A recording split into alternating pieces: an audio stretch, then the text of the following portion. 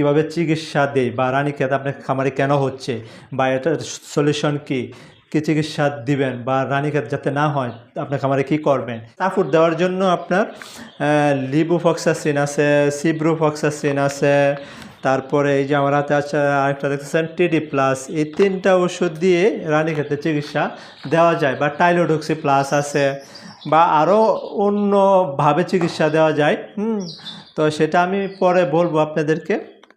অন্য মেডিসিন দিয়েও চিকিৎসা দেয়, এগুলো ছাড়া অন্য মেডিসিন দিয়েও চিকিৎসা দেওয়া যায় রানীক্ষেতের। তো প্রথমে এটার সাথে আপনার ধরেন এই যে লিবুফ্লক্সাসিন, এই লিবুটা দিবেন, অ্যাড করবেন একসাথে। এটা আপনার ফরফেনিকল বাচ্চা মুরগি, যদি আপনার বাচ্চা মুরগির 2 মাস নিচে বয়স হয় তাই 1 মিলি 3 লিটার পানিতে দিবেন এই ফরফেনিকলটা। আর এই লিবুফ্লক্সাসিন 1 মিলি 1 লিটার পানিতে দিবেন। এটা রানীক্ষেতের সেকেন্ড মাত্রায় কাজ করে। এই লিবু 10%, এটা 20